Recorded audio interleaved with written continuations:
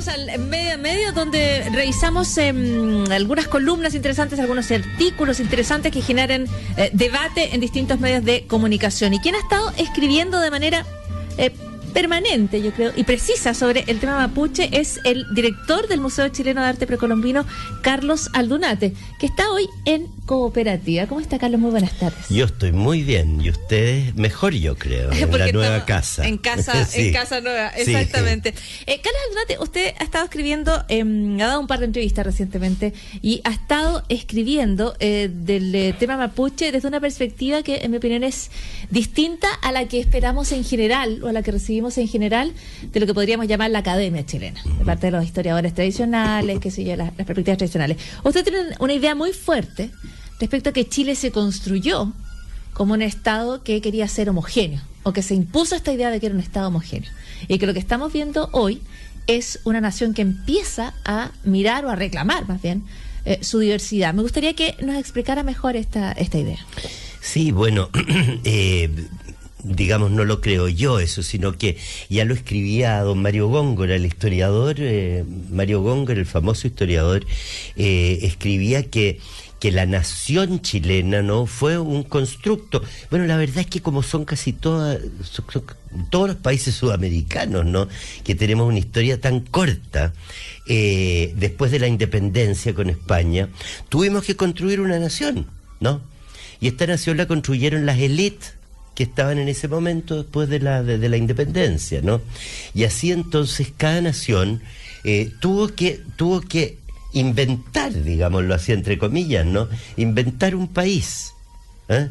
Entonces, no es raro esto que pasó en Chile, pero sí lo que caracteriza a Chile es que Chile puso mucha fuerza en la homogeneidad, lo que tú decías, ¿no? En tanto que otros países, por ejemplo, por decirte Perú, ¿no?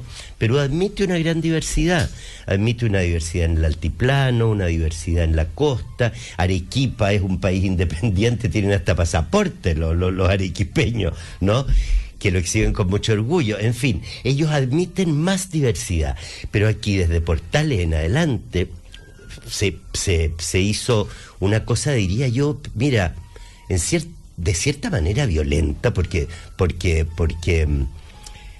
como decirte, la educación, ¿no?, transmitió esta idea de que éramos un solo país, una sola nación, con una sola lengua y con los mismos valores y los mismos idearios, ¿no? Todos juntos. Tú ves que hoy día se baila cueca desde Arica hasta Magallanes, ¿no es verdad? Se hacen rodeos en Arica. Es una cosa absolutamente increíble. O sea, se trasplantó el modelo de Chile central, ¿no?, que era lo que en ese entonces dominaba, ¿no?, a la élite chilena, se trasladó a todo el país, ¿no? Y esto se hace, usted dice, desde Portales. Desde Portales en adelante, claro. Sin escalas. Sin escalas, sin gobierno, sin nada. O sea, todos siguieron este mismo patrón, ¿no? Y se enfatiza eso en el régimen militar. Se enfatiza tremendamente en el énfasis militar. El énfasis militar es casi como una cúspide de esto, ¿no? Y ahora, cuando estos procesos que son procesos grandes, que se establecen sobre las personas, operan o se apoyan en torno a ciertas cuestiones cotidianas. Viene de ahí, por ejemplo, esta serie de prejuicios que son la base de la discriminación en Chile. Se lo comento porque estamos en el Mundial, no estamos todavía en el Mundial, y ayer uno de los jugadores de la selección, que es Jan Poseyur, él decía: no hay nada que a mí me puedan decir en relación a su origen mapuche que a mí me pueda herir, más o menos era lo que él decía, porque yo estoy tan orgulloso.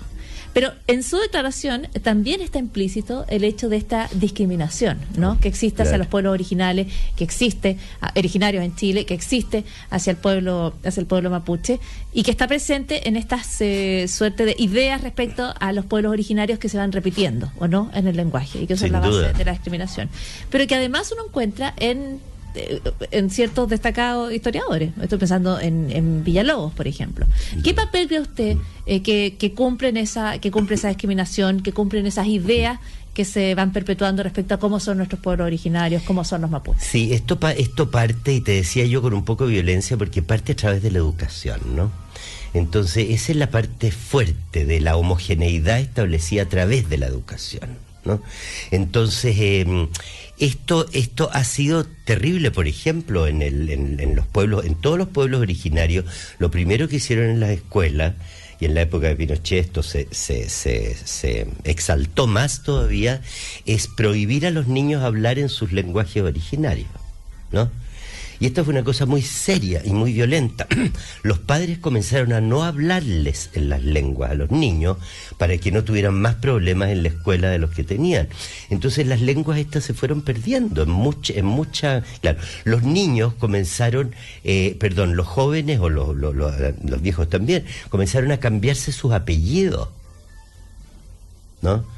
Fue una cosa muy dolorosa, muy tremenda. Y por eso yo me alegro tanto que hoy día estos jóvenes como Bocellur y todos ellos, ¿no? Como Pedro Cayuqueo, también como todos estos jóvenes mapuche, están como, ¿cómo se llamaba este otro futbolista? ¿Te acuerdas? Sala pues, Melinao. Claro, Melinao, exactamente. Que todos ellos están orgullosos de ser mapuche y están reclamando, ¿no es verdad?, su individualidad cultural y sus principios. Una nación, mientras más diversa sea, es más rica. Carlos Aldunate, usted menciona a Pedro Cayuqueo, que es un destacado autor, es periodista, y él ha estado escribiendo de manera permanente respecto al tema de los pueblos originarios, al tema mapuche. Y él plantea que lo que Chile está viviendo hoy es una especie de pugna entre una visión antigua del Estado y una nueva concepción del Estado, que este es un choque que estamos viviendo en Chile entre modernidad y una versión que ya no tiene cabida. ¿Usted coincide con eso? Sí, yo coincido enormemente con eso, sí, por cierto. Hoy día, como te decía, los pueblos, las naciones diversas, los pueblos diversos que conforman una nación, hacen una nación más rica. Entonces hoy día la multiculturalidad que se acepta en Europa, en montones de países, estas no son cosas de países subdesarrollados ni nada, ¿no? Porque Bélgica, lo tiene España, lo tiene Inglaterra, lo tienen, en fin, montones de países, ¿no? Que esta necesidad de reconocer diversidad. Exactamente, claro. Y otros son renuentes a eso. Francia, por ejemplo, que tiene una diversidad y tiene distintas lenguas, distintas dialectos también, ¿no? Sin embargo, tiene un Estado feroz, unitario, qué sé yo, y fuerte, y ¿no? parece muy aferrada además a una idea respecto a cómo son los franceses que uno no ve en las calles. Total. Cuando tiene la suerte de visitar, dice, esto no se parece a la idea tradicional. Usted habló varias veces de violencia durante esta entrevista, y la violencia es un tema que ha estado presente en la manera en que se intentan resolver las demandas mapuche, particularmente en el sur. Hay episodios de violencia enormes, como por ejemplo el incendio que termina con la muerte de 2 personas, los Luxinger, o los niños, por ejemplo, que recién el Servicio Nacional de Menores dice: aquí hay niños mapuche, niños y niñas traumatizados por violencia que ellos de la cual ellos son víctimas cuando hay allanamientos, cuando hay persecuciones, cuando hay procedimientos policiales.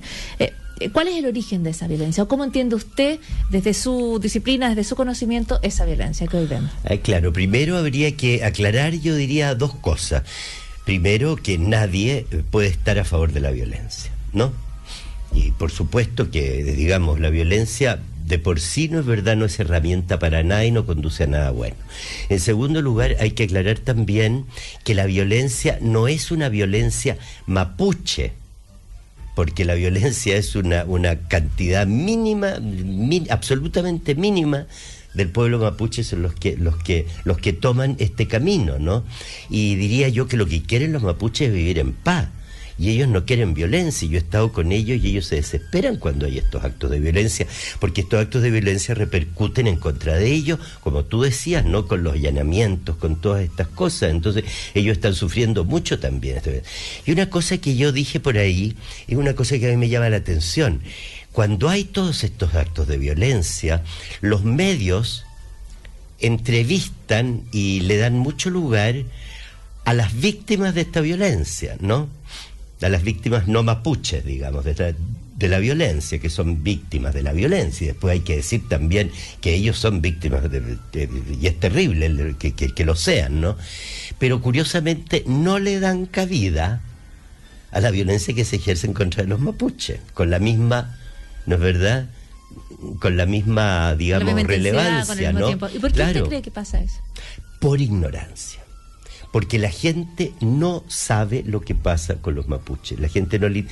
Yo iba a decir no le interesa, pero la verdad es que tampoco tiene medios para que le interese la gente. Porque ¿cómo se interesa a una persona que sabe muy poco y que vive en Santiago o en, qué sé yo, o en Arica, este tema, ¿no? A través de la educación. Tiene que ser a través o de la educación o de los medios. Los medios no les dan importancia, salvo cuando hay violencia. Y esto es muy interesante porque los mapuches han conseguido que el asunto esté en la agenda hoy día por la violencia. Entonces es muy, ¿me entiendes lo que te quiero decir? Es muy extraño esto. Y por otro lado, eso revierte en contra de ellos porque dicen los mapuches son violentos, ¿no? Lo que es una tontera del porte de un buque, ¿no? Carlos Aldunate, ¿cuál diría usted que, o cómo podría explicar usted el proceso de las tierras mapuche? Porque es lo que empieza a discutir con más fuerza, ha estado de manera permanente, ¿no? Distintas políticas intentan resolver el tema de las tierras. Usted, desde sus conocimientos, ¿dónde surge el problema de la propiedad de la tierra mapuche y con estos predios que están en permanente conflicto en el sur? Sí, eso te lo puedo contestar con alguna propiedad porque yo soy abogado y yo estudié el tema como abogado y después como antropólogo. También lo estudié y lo enseñé en la universidad y todo lo demás. El tema es clarísimo. Y también es desconocido, es completamente desconocido. Nadie se ha metido a fondo en esto. En primer lugar, lo que reclaman los mapuches hoy día, y que hay todo este drama que está pasando, no son lo que se llaman y lo que todo el mundo cree que reclaman, esta variedad de estas tierras ancestrales, ¿no? Que, en fin, que tuvieron antes de la conquista de la Araucanía por el ejército chileno. No es eso lo que ellos reclaman. Lo que ellos reclaman es que le devuelvan las tierras que les entregó el Estado con título de dominio que está inscrito a nombre de sus abuelos o bisabuelos, ¿no? Este fue un proceso que duró alrededor de 30 años, entre 1890 y 1920 más o menos, y de esa fecha ellos tienen un título otorgado por el Estado de Chile, y que está inscrito y ahora está en Temuco. Ese archivo uno lo puede visitar y son documentos públicos, ¿no? Ya, a los mapuches les daban estas tierras. La ley estableció, la ley de 1866, con prohibición que ellos la vendieran. Para proteger para protegerlo, justamente. Y porque era gente, ¿no es verdad?, que estaba totalmente desvalida en contra de los colonos y de la gente inescrupulosa, ¿no es verdad?, que iba ahí. Pues bien, mira, se las arreglaron a través del alcohol, a través del engaño, a través de hacer que los mapuches les dieran testamento a ellos, que los mapuches les arrendaran por 100 años, que los mapuches se endeudaran y se las dieran en hipoteca, o a través de matarlos directamente, como denuncian los misioneros, ¿no? Y los defensores de indios también, había tribunales de indios, había defensores, los defensores. Hay unos informes que están presentados a la Comisión Parlamentaria de Colonización y la Convención Nacional de Colonización, donde se dice todas las barbaridades que ahí se cometieron, ¿no? Mientras a los colonos se les daba alrededor de entre 500 y 800 hectáreas por persona, a los mapuches se les daba entre 1 y 20 hectáreas por persona. Bueno, y estos títulos entonces, ¿no?, que se le dieron a los mapuches, el Estado hizo vista gorda de todas estas cosas y toda la gente se apropió de todas estas tierras que estaban inscritas con la vista gorda del Estado de Chile. O sea, esta es una deuda del Estado de Chile con los mapuches. No es una deuda del señor Lusinger o del señor cuánto o tanto. Ellos no tienen ninguna culpa. Ellos recibieron o por herencia o por compra-venta tierras, ¿no es verdad?, que qué sé yo, que ellos, en fin, las recibieron, ¿no? Y con títulos que ellos tienen inscritos en el Conservador de Bienes Raíces. Pero que previamente habían sido obtenidos a través de este proceso que usted describe, que es un proceso violento. E ilegal, que es un además. Ilegal, además, y que es un proceso de mucho dolor. Y todo esto se hizo, fíjate, con la complacencia, por así decirlo, la vista gorda, ¿no?, del Estado. Y por eso yo digo, Pilar, que el problema que hay hoy día, si el tema mapuche hoy día, este tema de las tierras, es un tema de Estado. Tal como temas de Estado son, qué sé yo, las relaciones, la política exterior, ¿no? En que todos los partidos políticos se alinean, ¿no?, para un resultado que sea favorable a Chile. Esto es exactamente lo mismo, porque aquí están todos los gobiernos comprometidos de Chile, desde el siglo XIX hasta hoy. Porque este proceso se ha seguido. Mira, yo compré una propiedad en Panguipulli, y en el título de mi propiedad decía: en las tierras del cacique Manquel. ¿Usted supo cómo se obtuvieron las tierras del cacique Manquel? Ahí estaba todo, en el Conservador de Bienes Raíces está toda la cosa, ¿no? El cacique Manquel había obtenido eso probablemente en 1890, una cosa así. Le habían dado radicación en ese lugar. Y después venían saneamientos de propiedades. Vino un saneamiento de propiedad a los colonos. ¿Y por qué se hace un saneamiento de propiedades? Porque ya esta tierra, no es verdad, él la ocupó. Y han pasado 20 años o 10 años y existe una maquinación, ¿no es verdad?, del Estado, que dice que si tú estás 10 años en una propiedad, tú puedes pedir que haga una regularización de título y que te dé título sobre esa propiedad. Pero te vuelvo a decir, el título mío decía: en las tierras del cacique Manquel. ¿Y usted entregaría esas tierras si se las pidieron? Las vendí. Las vendí hace como 10 años. Las vendió. Una historia personal. Era una pregunta que era pertinente en relación a la situación. Sin duda. Pero Carlos Aldunate, le agradecemos muchísimo que haya estado hoy en Cooperativa y le agradecemos muchísimo que haya arrojado más luz sobre un tema que usted dice está allí. Es cosa de ir a consultar, es cosa de ir a revisar, y además es un tema del cual se tiene que hacer cargo el Estado de Chile. Muchísimas gracias y buenas tardes. Gracias a ti, Pilar, por esta oportunidad. La Paula Molina. Ay, Paula, la Pilar Molina. Ya, perdón. Buenas tardes, Carlos. Gracias.